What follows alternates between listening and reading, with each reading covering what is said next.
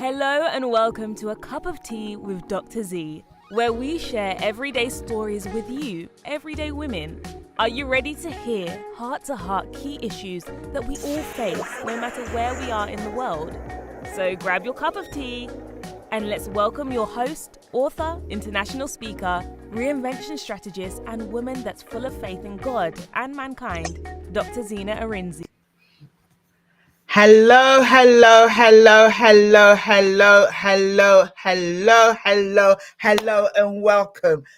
Welcome to the show, A Cup of Tea with me, Dr. Z. You are so welcome. We've started a few minutes late today.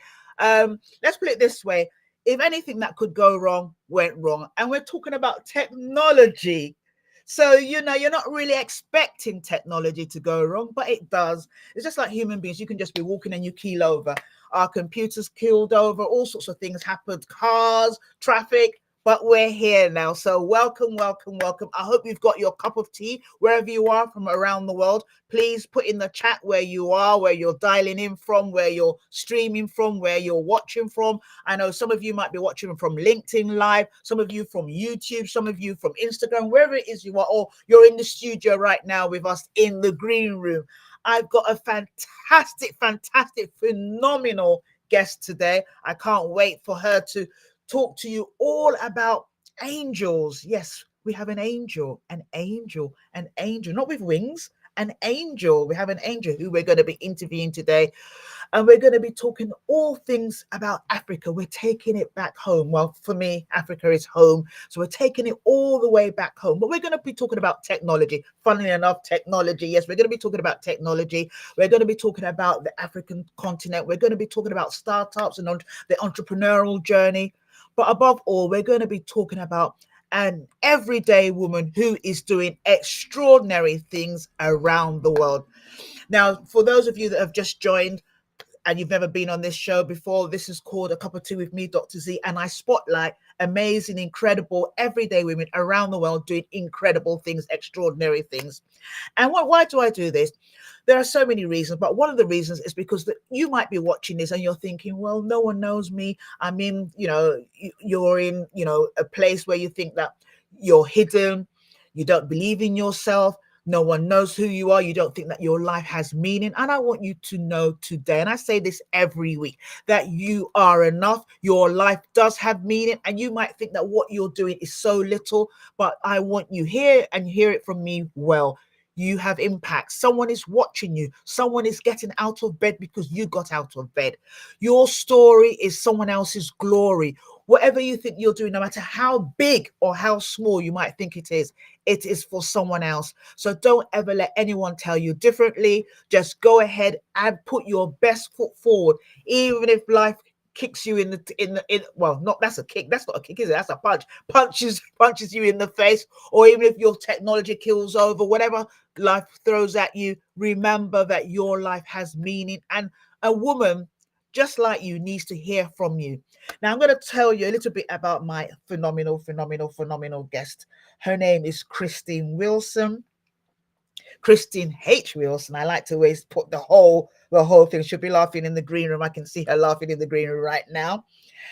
And she's a people technology expert. You've been wondering, what's that? Well, we'll soon bring her in and you'll see. She's a people technology expert, and she works to empower entrepreneurs and business teams around the world. She uses she harnesses data, the power of data. She also uses technology. Currently, she's the Chief Strategy Officer at Spurt, and she crafts innovative ideas and solutions that combine both design thinking, data analytics, and people operations technology to drive growth for SMEs and startups in sub-Saharan Africa. Kristin Wilson maintains a robust and active angel. Yes, that's the angel. That's where some of you are thinking, oh, God, she's taking it to church.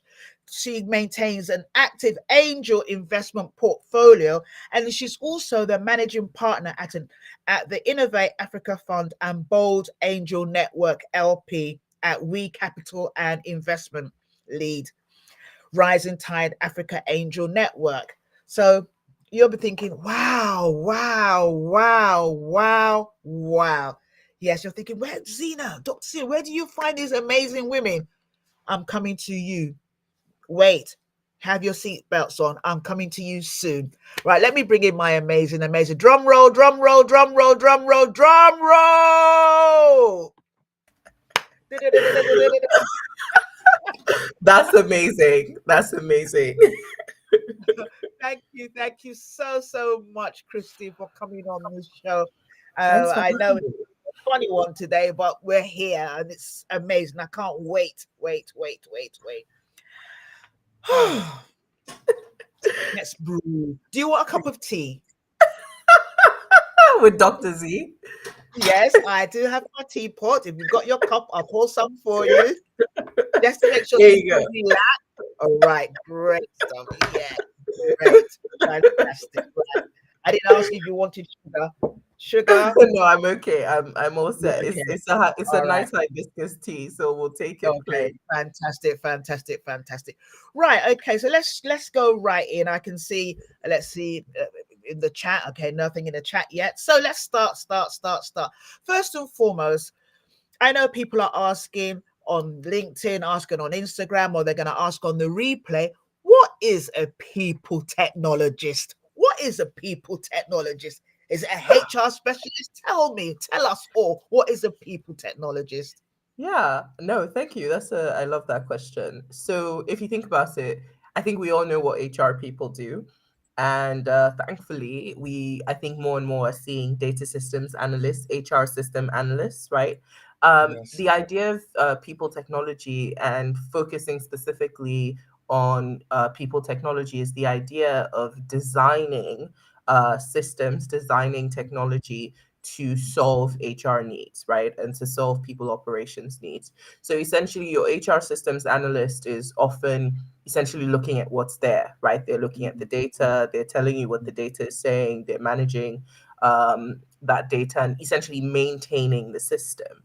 And then your HR people are interfacing directly with said people, right? Your hires, your employees. So as a people technologist, I'm actually designing those systems, right? The Right. system that you're doing your appraisals on, the system that you're giving feedback with, the system that you're using to access your benefits, your leave benefits, the system that you're using for team collaboration. So essentially, the idea of people technology is essentially the design and development of technology to address people operations needs. Right. Okay. So like HRIS kind of systems, yes, but a bit more further. So yeah, so if you think about this, the people that implement those systems or run those systems, and what I do is build those systems. Wow. So I know, I mean, with my IT project manager hat, I haven't built any of the systems I've implemented. So like Workday, and oh God, Exactly. I trained. Exactly. So I'm sure as you've been implementing, you probably thought, oh, this could have been done differently. I wish this button Yes, wasn't here. yes, Right. So yes. exactly. So No, my we need my to work. blame you. Well, yes, but the idea is that I'm building better systems than that, right? But yeah, so certainly, so it's taking feedback from people like you, feedback from users, and designing people operations management systems, HRIS systems that really sort of meet the need, feel comfortable, feel adaptable, make sense.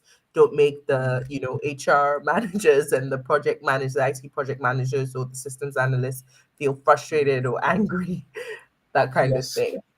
Yes, uh, I like that. I when I saw that, I thought that's what it was, but I wasn't sure. Wow. So, I guess we just look at the system, and we're not even the end users. We forget that there are people even behind the system. That, Exactly. and so when you have someone like myself collect requirements, and we come back to you, and we say, oh, it doesn't do this, and then you go back and say, yeah, or we Exactly. say, So no, we're going to do I'm it. looking at design. I'm looking at moving Yes, the button around. I'm thinking, yes, does yes. does moving this button make sense? Should it be this color? How is the code being written? Is Wow. it sustainable? Is Wow. it scalable? All of that. Wow. Yes. Well, I like that. That's very interesting. Even when I was thinking about it, I didn't even, I didn't think about that. That's really, really amazing. So you've built robust people technology systems, but you've kind of also now delved into the world of being an angel investor. Yeah. And I want to ask you, before we really go right into the nitty gritty of that, what was your key driver? What pushed you down in that direction? Yeah. So I think for me, so I've been angel investing for over a decade now. And I think for Mm, me, it really came from this idea of like, you don't have to be big to start, you can start small. This very principle of like brighten the corner where you are. I think many of us, we sort of think, oh, I have to have X before I do Y. When I'm rich, I will be kind. When I'm rich, I will be charitable. When I'm rich, mm, I will do impactful work. mm, And I think I've just always felt like, no, we can start now. We can do the right thing now. We can support people. We can push businesses forward. We can build our community. We can contribute now you know mm. um and so I think for me, just from the point of view of what was the impetus for being an angel investor and supporting visionaries and entrepreneurs, people with big ideas and that sort of thing, I think that's where that came from, quite frankly. I like that, because when you're just listening to you speak, it's where you're talking about paying it forward before you need to pay it forward, because people always say pay it forward, so you're waiting until you have the millions, or you have this, Yeah, you have you know and I guess it's also another way of putting your money where putting your money where your mouth is. It should be like this. Why is there not this? Why is there not this? And people don't always have to know who you are. They don't have to always know who you are. They just need to know that someone somewhere, or some organization somewhere, or a group of people somewhere are cheering you on with their money. And indeed. obviously, they get a piece of it. So it's a bit like, I'm imagining, it's a bit like maybe Dragon's Den or something like that, but a bit more with social impact. Yeah, so as an angel investor, and I mean, angel investors take different forms and they have different interests. So some Mm, angel investors are impact investors, right? So they're not investing with profit as the primary objective. mm, They're investing so that they can catalyze something, support an initiative. Some mm, angels are purely financial investors, right? So they see an upside on the opportunity, they see that there's risk involved, and they see that they will be rewarded handsomely if that risk pays off. So they take on that risk, and they say, hey, I'll back you, I'll give you that seed investment, and so on. So the angel investors come in different shapes. There are angel investors I know who love to invest in women because they feel women are under supported. Angel investors that like to invest in Black business because mm, they believe that it's important to propel Black business forward, not just from a impact perspective, but because the opportunity in commerce with Black people is quite substantial globally around the world, right? yes. So that's really the idea, is that essentially for angel investors, you're seeing a promising opportunity, you're seeing a way to have substantial upside, substantial impact. And right, because if you think about it, it's kind of like I'll give you something. When you're a kid, right, or when you're talking to a kid, and for that Mm, kid, a week feels like forever to them, because as a yes. ratio of when it is in their lifespan, right? They've been living for 3 years. And so a week is a substantial ratio of their lives, right? As opposed to, say, a week for a 25-year-old or a 50-year-old, which just feels like, a really, really small fraction of their time, right? And so that's the thing with being an angel investor, is that amount of money or that investment that you make is small relative to Mm, the amount of capital required to really scale a company. But because of the time at which you're making that investment, it has a huge impact. And so, even for financial investors, you really are able to make a transformational contribution to the life cycle of a company. I love it. I love it. So it's a bit like, and obviously we're women, and so rather than investing your money in shoes and bags, although shoes and bags and makeup is nice, I'm not knocking it. I do like looking nice. I do, I have two daughters, 26 and 23, so we are a house of people that like fashion and stuff like that. But you want to put your money where you'll see a return on investment. You want to be able to see it grow. So if you're doing stocks and shares, you might not know those people, but if you're doing, you're kind of investing in someone, or even if you don't know them at the time, because of, it's a bit like, I don't know, and correct me if I'm wrong, Kristin. So it's a bit like, you're sponsoring an orphan. You may never know this person. You're writing letters. I've got quite a few that I do like that from church. You're writing letters. You might have met this girl or this boy when they were 3 years old, and you're sponsoring. You put your little money.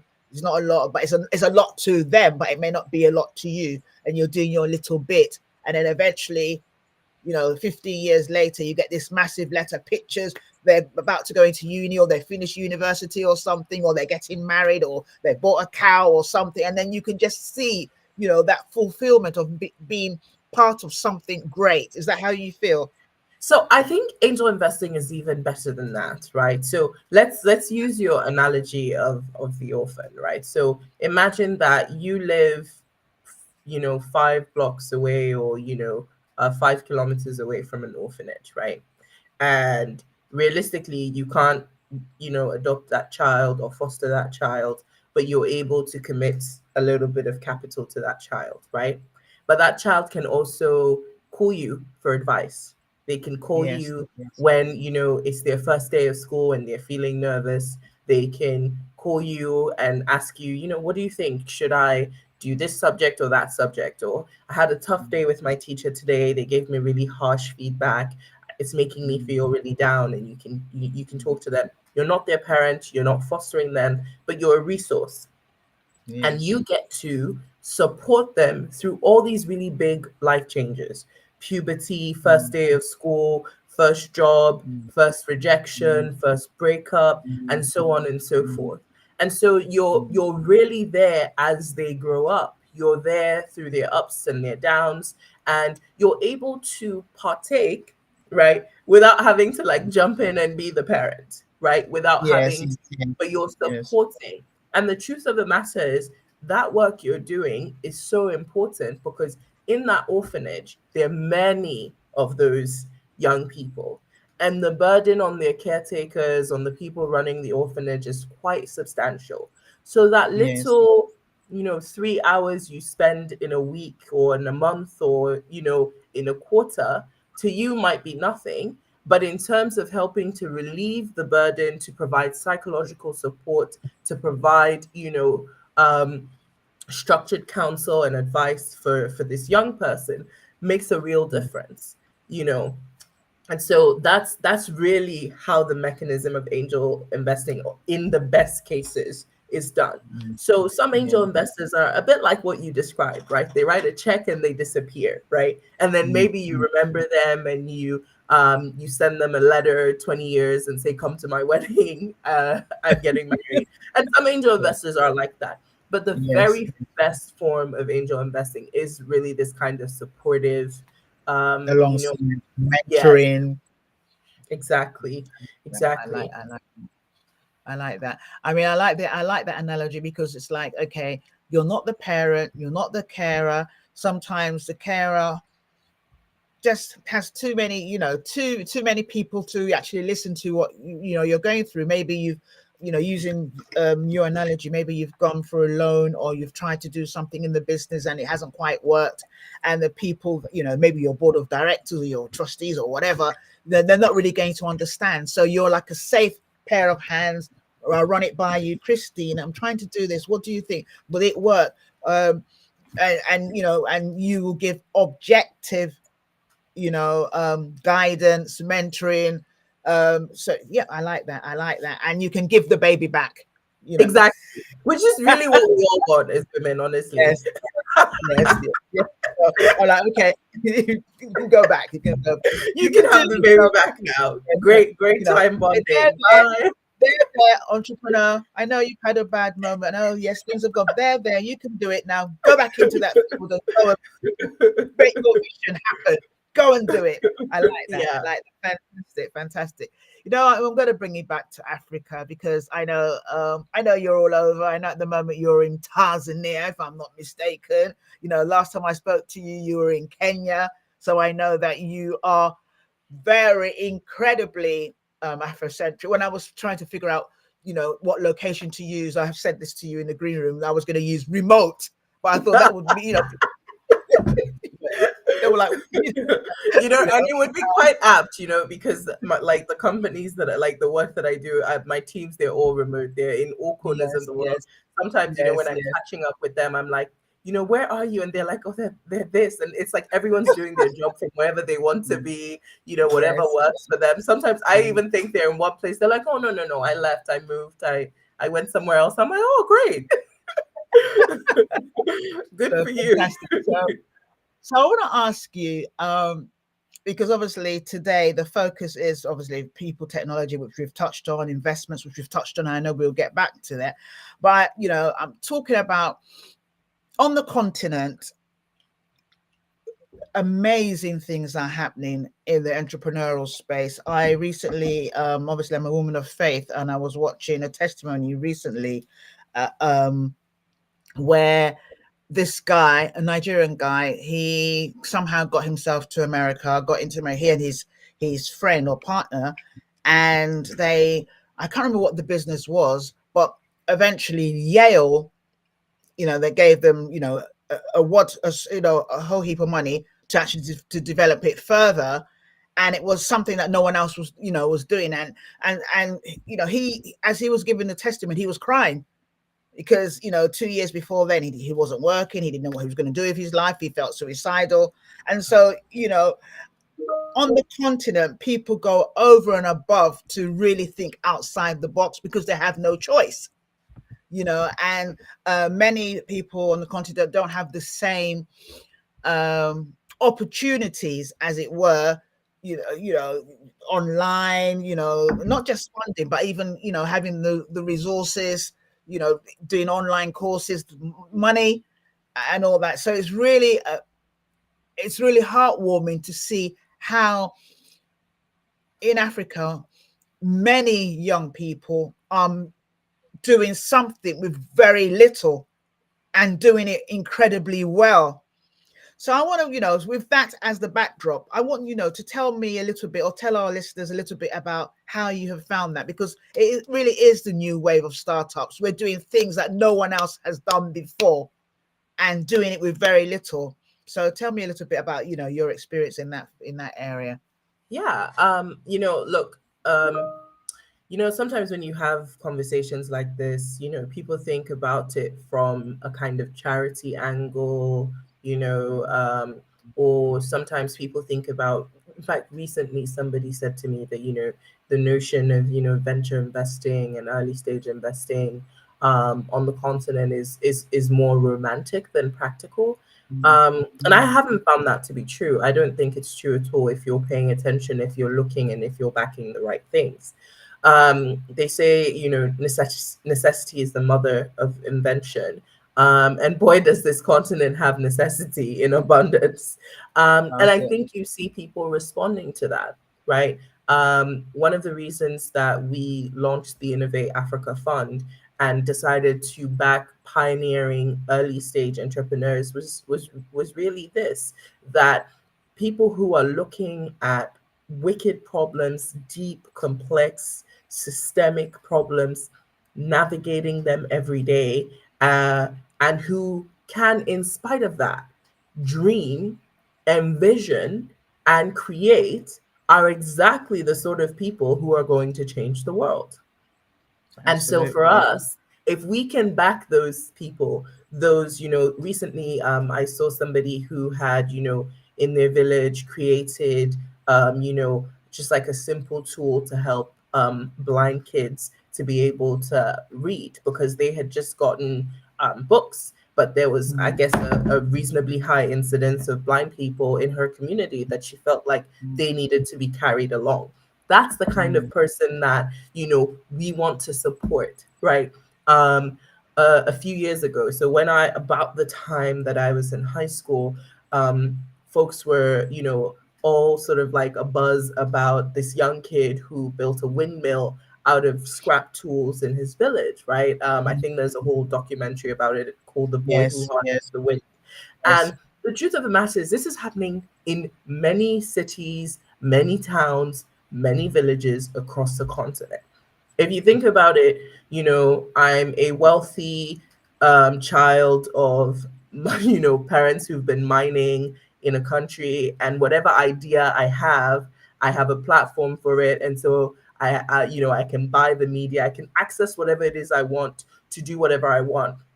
And I'm creating, you know, internet technology to connect people around the world, or, you know, I'm trying to go to space because, you know, we're done polluting the planet. That's what one person who's enabled with a ton of resources can do, right? yes, But then there's all these bright, incredible people here who also need to be enabled, right? And yes, because they understand the context of necessity, because they're used to hacking, right? And, you yes, know, yes, doing the kind of MacGyver thing, right? I'm yes, yes, constantly amazed, even just paying attention to people in low resource contexts and the way in which some of them break out of the mold of kind of like thinking in lack and start to think about creative ways to make their lives better, yes, the lives of the yes, people around them. And so it's not yes, romantic, right? Because solving Africa's problems is solving the world's problems, right?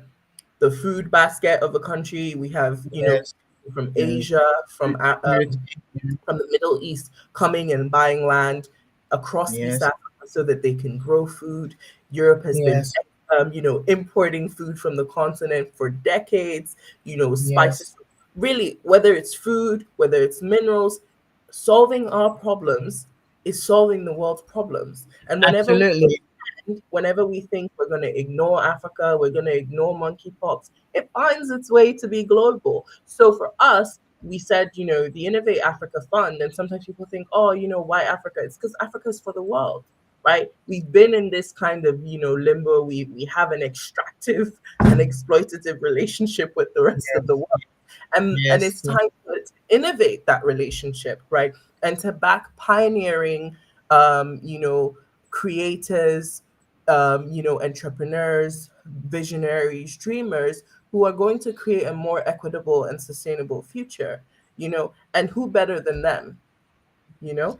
absolutely, absolutely. And it's funny you should say that, because even when you were speaking about, you know, the example of, you know, on the other side of the coin, you know, people that are fortunate enough to go to school, or not just go to good schools and come out of school and the job is waiting for them and all that, they don't have to push themselves too much. You know, you do, you do, but you don't, you know, whereas someone else who doesn't have that same opportunity makes it work, really makes it work. And it amazed me the first time I went to Nigeria when I was 10. Yeah, when I was 10, 11. I'd never seen a shoemaker in my life. So I thought a shoemaker, you just sort of go and, you know, just go to, and they just reheel your shoe and stuff like this. And I went to Nigeria and they were putting all sorts of things together and everything. And you know, and it got to the stage that when I eventually came back to live in England, at least for the first few years, whenever my shoes were kind of damaged, I would just, "Are you traveling?" And I'll give them my shoes to take to Nigeria. And give it to the shoemaker who happens to be a gate man, so to fix the shoes and bring them back and you wear them. And so on the continent, they have a repair culture. They have a culture where they use very little and do so much. And I mean, I remember in 2018, I went with a group of entrepreneurs. We were 15 women to Malawi. I'd never gone to Malawi before. And we were doing all sorts of, savior mentality kind of things. Oh, we're going to do this, go to AIDS, and we're going to, orphanage, domestic violence, all the kind of things that are kind of up my street in terms of women empowerment. But when I got there, boy, oh boy, You got did an I education. I got an education, and yeah, I remember they kind of I mean we were everyone I was the only black person in the group, but what was so amazing is that they paired us up to go and stay with people in the village. So we saw village banking and all sorts of things, which I know you know this already. So but what was amazing is and where we stayed, we kind of got the shortest straw because you didn't know where you were going to stay. Some people got to stay in nice houses. Some people got in. I was in the village. Never seen a village like that in my life. And I'm and I'm Nigerian. But it was that and we're in a village. But the family, they were amazing. And the guy he built the house himself, had no electricity and stuff. That's fine. I've seen that before. But he built a contraption that was a shower thing, and so you kind of do, and it, water would come on you and all that, the toilet and all that. And I was like looking at, I'm like, wow, Mm-hmm. with very little, they were happy. The food was lovely. I remember, they were doing, the normal firewood stuff, and I was trying to do with them, and I was so rubbish. And my I know so my grandmother must have been turning in her grave, and my partner, because we kind of paired us up. She was even better than me. She said, Zena, oh my days, and all that. But what I learned from that is that really, really, really gratitude, no matter how bad you think you have it, there are people that have it 10 times, 1 million times worse than you, and they still come out better than you. And so when I met you, oh God, Paul, earlier on in the year at Founder Fest, and that's I was just amazed at the stuff that you do, and I said I must. I mean, I've been hounding you. I must interview you because it's nice to see that people, you're doing it now. Yes. You're doing it now. That's the thing that really is so heartwarming. You're not waiting for the billions. You're doing it now. You're Yeah, doing and it I now. think we need to. I mean, if all the grim predictions about climate and all these things, come to pass, there's no time. The time is now, and It um, really is. yeah, and I think sometimes we really vastly underestimate how much of a difference we can make and how far we can go. Imagine if, at the time when you had met this fellow, right, you had been able to connect him with somebody who could have helped him refine that, right? Maybe he could have put that contraption in all the village, all the homes in the villages Absolutely. nearby. And maybe that could have been a source of income for him and his family. And then maybe the next person would have refined that. And then suddenly you have these showers that can work without electricity, they can work without pumps, and so on and so forth. I mean, there's all kinds of things, right? But the issue is, and the challenge is that very often I think we paralyze ourselves waiting, right? We paralyze ourselves looking for ideal conditions, looking for Yes. Yes. um, Yes. somebody to believe in us, looking for somebody else to tell us that we can and we should.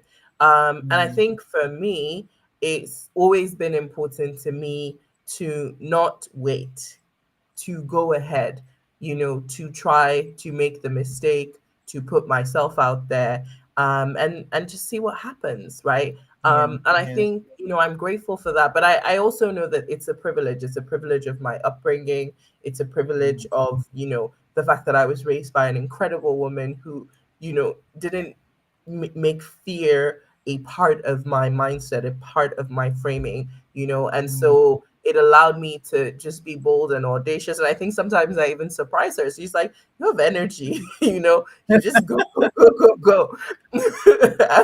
and, and I wonder if she knows it's her, right? It's the space that she gave. And so I think also something that is worth saying, coming back to the point that you were saying about gratitude, is that the psychological spaces that we create for ourselves, for the people around us, they do have an impact on how far those people feel that they Yes. can go, how Yes. far we feel that we can go, right? And Yes. so, Yes. maybe even starting first with yourself and affirming yourself, being grateful for who you are, what your skills are, what you've accomplished, really does allow you a new way to go forward in the world, and to do real work in the world.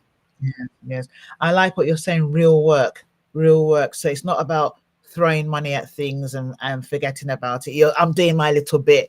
It's not. It's about really, being impactful, being intentional, really wanting that thing, that venture to work. You want to support them throughout that journey. And you've given different examples of different angel investors. So not everyone is going to want to be part of that, but what in fact, the question I'm going to ask you, because there'll be people listening and people listening on the replay, and also listening when it's no longer visual and it's on Spotify.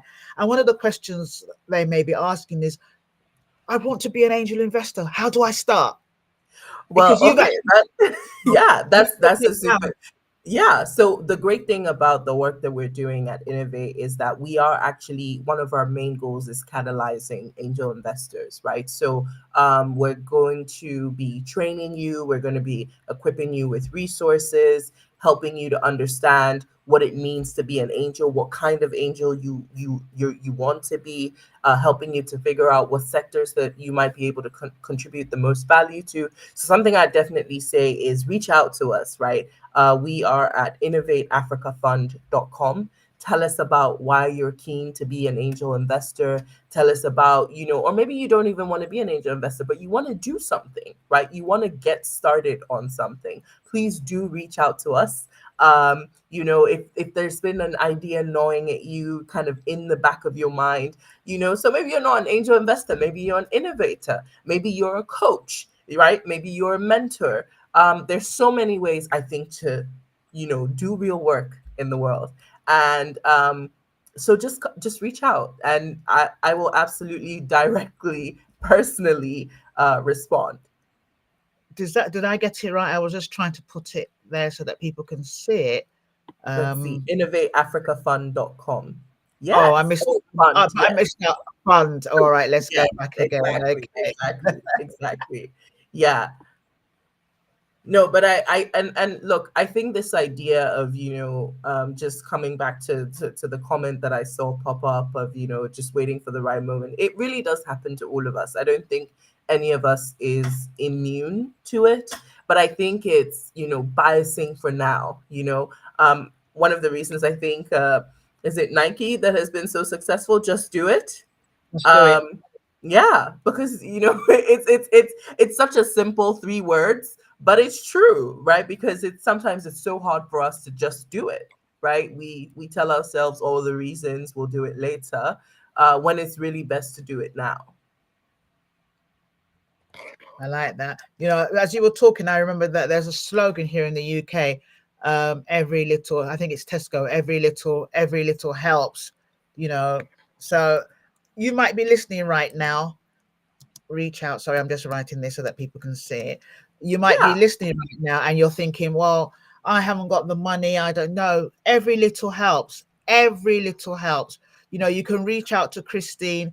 She's studying a doctorate. She doesn't want people to know these. I've kind of been stalking her and doing all sorts of things that she's doing. You can see she's incredibly great, bright. Not just that, she's a woman of integrity. She has put her money where her mouth is. So you will learn, like she said, you will be trained and you will learn more. We can never really cover this in this show, but you will know more about what it means to be an angel investor. You'll be able to find out the kind of angel investor you would want to be. And perhaps you don't want to do that financially because you feel you're not ready, but you can always donate your time in kind.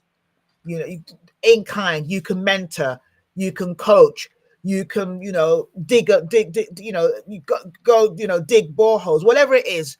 You can maybe go out. I mean, I don't know why I used that one, but you can, you can go out and do something. You can donate your time or your money or your support. It's all about being that angel to someone else. And I know you'll say, oh yeah, Zena will always put a Christian stance on it. Oh yes, I would. But really, it's about being your brother's keeper. And in Africa, we are the foundation of the world. We really are. if it doesn't work in Africa, it can't work anywhere else, as we've already found. People are, like you said, climate change, food security. We need to make sure that women in Africa are able to actually farm and feed themselves. And I'm going to quick shout out, I happen to be also the chief wellness officer for the Pan-African Chamber of Commerce. And there's an amazing, phenomenal initiative we're working on called Women Feed Africa. And it's all about empowering women in Africa, farmers, with better skills to actually, farm their land, eat from their land, but also feed the world. And so, there's just so much you can do. There really is. Don't think that your little is not enough, because your little is not, because it really is. A little, I like what you said, a little can go really, really, really, really far. Oh, wow. I don't want to stop. I don't want to stop. I'm trying to squeeze everything out from you. So, can you give us an example of what has been the most rewarding part of your life so far? Oh, that's really hard. You know, I don't. That's hard. That's really hard. No, because honestly, I live in a state of gratitude all the time. I'm amazed. I do have, even moments where I feel down, and my life partner is so amazing because he's my biggest cheerleader, and he really does, encourage me when I feel down. But I think on average, I'm just so grateful, you know, because I'm able to, and I think a lot of people, have held themselves back from this, but I'm really able to live a life where I have impact almost every day. Every day I'm doing something for somebody else. I'm helping someone to build a better business. I'm helping, someone access capital. I'm giving someone capital. I'm helping someone to upskill themselves. I'm, enabling somebody as a coach. And I'm extremely and tremendously blessed to be able to have that kind of life, and I think in some ways that's all we want, right? We want our lives to matter. We want our lives to have impact. And I think for me, so despite being so young, I have been able to figure out how to live that kind of life, where, like sometimes I look over my messages and I'm like, wow, like, I feel grateful. I feel grateful that I'm able to contribute in this way. And I think many of us want that. We want that purpose. We want that drive, and I think even for me, solving for that came accidentally. It came from, for a long time, I wanted to be a doctor. And I, at some point, made a decision that I wasn't going to do that. But that period when I made that decision was very dark for me. I had wanted to be a doctor my whole life. I had designed my whole identity around it, around saving lives and contributing in that way. So I went through a very, very dark, just like couple of years of just feeling like I had nothing to contribute to the world. I had no purpose. And getting out of that for me was saying, you know what? I don't know what I want to be when I grow up, but every day I'm going to do something. Every day I'm going to give back. I'm not going to wait. I'm not going to wait till I know what I want to be. I'm not going to wait till I feel self actualized. I'm not going to wait till people think I'm important. You Maslow, know, yeah, I'm just going to yeah, help. I'm just going to yeah. do the work. I'm going to upskill myself so that I can give value. I'm going to give whatever it is I can. And it was important to me that whatever I was doing had real impact. So I resisted charity as my primary form of work. And I instead decided to do more work that was sowing into people's lives, right? When they say teach a man to fish and he will eat Yes, forever, give him a fish and he will eat for a day. So I said, you know yeah, what? I'm going to support entrepreneurs.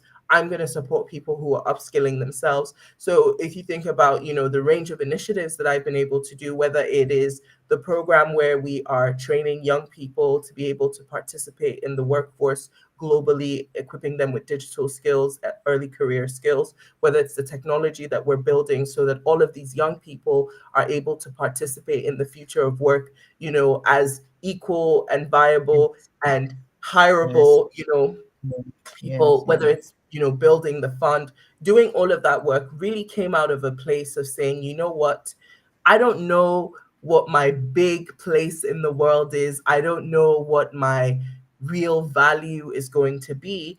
And you know what? Having this existential crisis over it is not going to do anything. So, how about I Yes. do something that has Yes. value, even if Yes. it's Yeah. small? And that has kind of just like snowballed into new things and better I'm trying things not in to the get future. emotional, I'm trying not to get emotional, but I love this. You're speaking my language. You're speaking my language. I think that's what you're saying is how I am. This is me. But it's nice to see. And there's something you said. It doesn't, and it doesn't really matter how old you are. It really doesn't, because sometimes there are people that are my age that think they have nothing to offer. They think they're past it. Who's going to listen to me? And so they stop contributing. And there are people that are younger, like yourself, and even younger, who think, oh, I'm not ready yet. And then the people in between that, you've got the ages, on both sides. Oh, she's too old, they're too old, or they're too young. What are Yeah. you talking? Obviously, for those of us that have African backgrounds, oh, you're a young person, you should be seen, not heard, or you're an old person, go away, old person. So and really, everyone in the ecosystem has something of value to offer. And Absolutely. there was something you said. You said something about the work that you guys do, equipping young people. So I'm thinking you're young, so younger than you. So equipping young people to, you know, actually contribute where they are. Yeah. So you And start, find their place. Yeah. and find Find their their place place. immediately. Yeah, because Absolutely. let me tell you something that struck me, right? And helped me get out of this, this dark period. I was studying, so I've always been a reader. And so I was reading these pieces and these articles. I was doing research, I think, freelancing. And I was seeing that, lots of young people were really in despair about the future of the world, in despair about whether they would have a place, whether there will be enough money, enough homes. The cemeteries are full. The money is all gone. The resources are all going. The water bodies are all polluted, and it all just seems so grim, you So know. grim. And I thought, I'm so young, and these people are younger still, right? So the question was, what can I do with my life today? How can I help today so that people are less grim? People feel like there's a change that they can make, there's something that they can do. Because, to the point that you made, whatever age you're at, I think that there's value that you can bring, we say it takes a village, right? And across the world, not even just on the continent, we have so many local ways, local expressions that talk about, collaboration. In Ghana, the Ashanti, they say "Tikuru Nkoejina," right? One Yes, head does yes, not, you know what I mean? We yes. do it together, right? When you take a broomstick, you can break one, but very hard to break the broom when you've bundled it together. All So right. I think it's all of us contributing in our small You're ways. true of your grandmother. Sorry. So it's that, right? And I think for me that has been deeply empowering. It's allowed me to wake up every day with purpose, wake up every day, and even though I don't have this big, what am I going to be when I grow up, I do know that there's value I can add today. There's work that I can do now, whether it's building out the product, whether it is empowering more people to become investors, to become supporters and coaches, whether it's giving people technology to distribute and enable the future of work so that, young Africans, young people in emerging markets are not left out of opportunity. Whatever that is, in that day, I'm doing it and I'm not waiting, right? I'm not waiting for Yes. somebody to tell me it's important. I'm doing it Yes. because it gives me purpose, and so in some ways it's not even altruistic, really, if you think about it, Mm, right? mm. It's just a part of being in the world, and Yes, saying that yes, for this space that I'm taking up, for this oxygen that I'm taking up, what am I yes. giving back in exchange, Yes, yes, yes, yes, yes, yes. I listen to you, and I just, like I said, I see me. I see me. The things, when you just talked about oxygen, I say that a lot. You're not just here to kind of breathe in oxygen. You have to make a difference. It's not about making a difference when you have the money or when you have the opportunity. It's about making a difference now, because your life matters now. Tomorrow is not guaranteed. So what can you do now? And I guess many of us around the world, we have the tendency of looking at the big things. I really want to help. And I like what you talked about. Charity. You give charity. There's not much you can do, but if you enable someone to be able to look after themselves, and then each one teach one. So you do that for one person, they do, and it has a snowball effect, and it's just amazing. It's incredible. It really is. I met you at an event where founders fest, and it was full of amazing, incredible young people. I went to this event and I was thinking, oh, why am I here? But it was amazing. There was I don't think there was anyone over the age of 30, if I remember. And it was, and all of you doing amazing things, in that space. And I remember there was a pitch fest or something, and oh my days, you just knocked the house down. You really did, and obviously Thank you you. won. Thank You you. you won, and yeah. And I guess if you're listening to this right now, or you're listening on the replay, or you listen to it, or you're watching on the replay, rather, you're watching on YouTube, or eventually you might watch on Apple or on Spotify, I want you to ask yourself, what can I do now? Don't look at your bank balance. Don't look at what's in your pocket. What can I do now? Write down on a piece of paper, maybe in your notebook, in your journal, what are your skills? What are your strengths and your weaknesses? Do a SWOT analysis. Forget about your weaknesses, because they always come and hit you in the face every morning.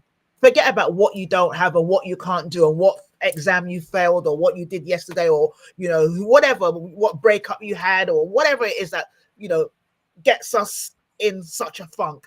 Think about what your strengths are and what opportunities are. Just those two things.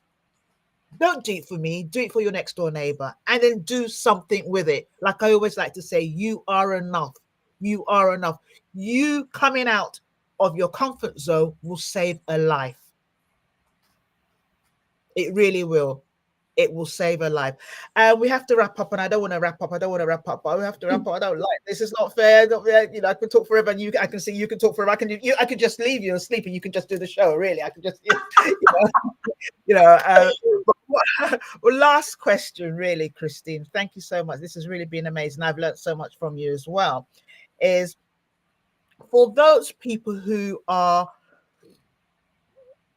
they have a vision, they're entrepreneurial, and they think they can't go forward, what kind of give them 3 steps or 3 things that they can do, that they can take away, actionable steps that they can do to actually either push their business or their idea forward, if that makes sense. Yeah, and I what I'll even say is, I won't just take this from the point of view of just entrepreneurship, right? For anyone who's looking to, put something into the world, right? I think the very, very first thing is remembering your why, right? Why am I doing this? And I think reminding yourself of that, right?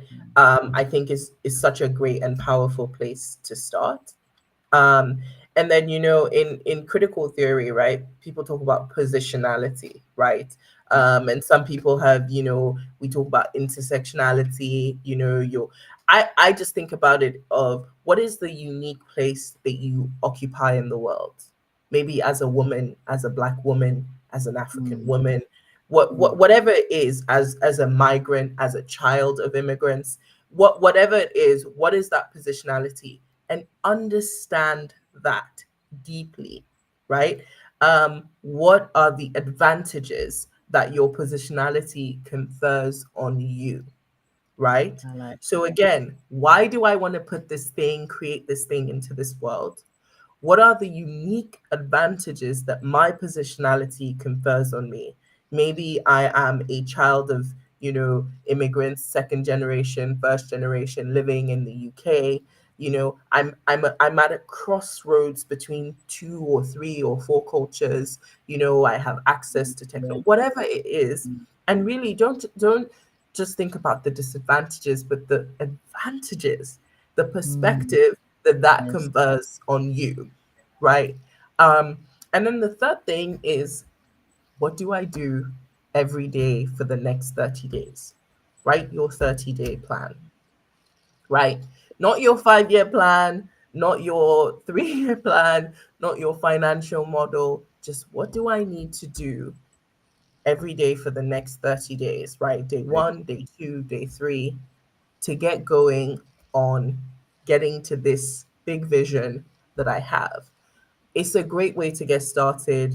It's not focused on, figuring it all out. It's just giving yourself a plan for the next 30 days.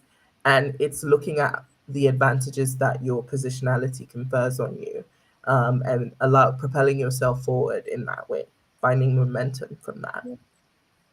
Love it, love it, love it, love it, love it, love it, love it.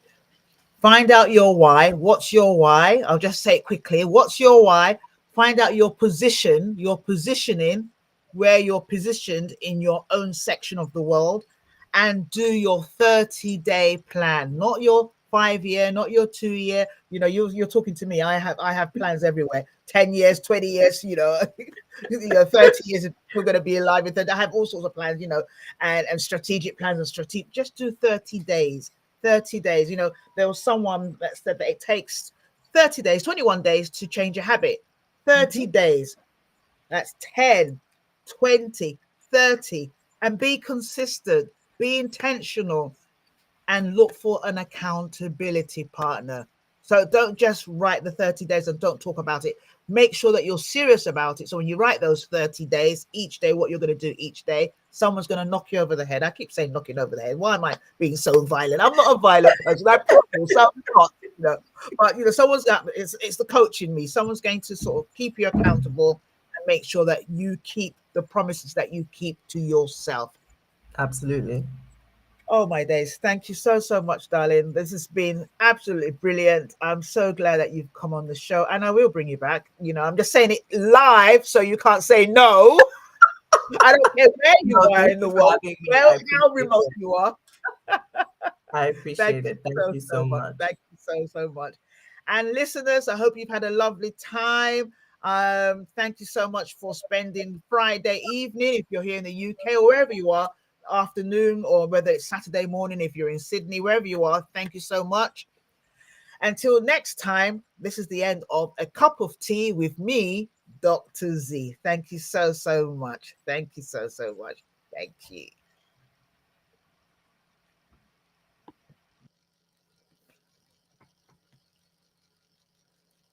Ooh, where are we? Where are we? Where are we? There we are.